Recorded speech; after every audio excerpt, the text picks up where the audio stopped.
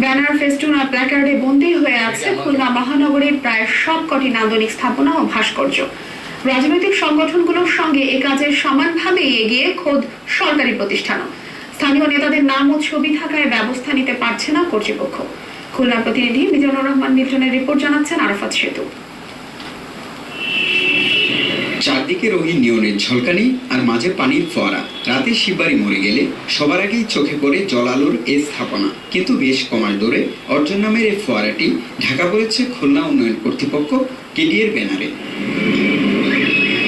বিশ্বকাপ ক্রিকেটের উন্মাদনায় 2011 সালে ময়লাপোতামরে করা হয় ভাস্কর্য মৈত্রী।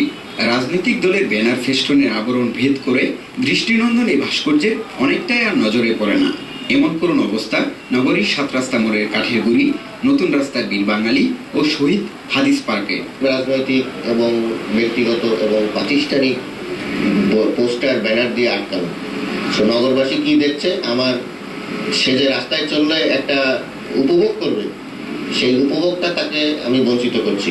এইসব ব্যানার ফেস্টুন সরাতে অজানা আশঙ্কার কথা জানালেন সিটি কর্পোরেশন কর্মকর্তারা। বিভিন্ন রকম মাস্তানি ভাব দেখায়, মোটরসাইকেল এসে আমার স্টাফকে মারতে আসে, বিচ্ছিরি ভাষা বড় নেতাদের নাম তুলেও গালাগালি দেয়।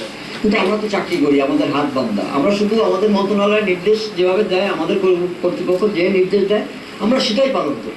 তবে ভারপ্রাপ্ত মেয়রের প্রতিশ্রুতি সব অনিয়ম দূর করে খুলনা হবে আদর্শ নগরী। যারা এই কাজটা করছেন তারা সম্পূর্ণ বেআইনি কাজ করছেন, আইন বহির্ভূতভাবে কাজ করছেন। কারণ সিটি কর্পোরেশন তাদেরকে কোনো অনুমোদন দেয়নি এগুলো করার। আমরা এরকম নগরী চাই না, আমরা সুন্দর একটা বাসযোগ্য নগরী চাই। আরাফাত সেতু, এশিয়ান টেলিভিশন।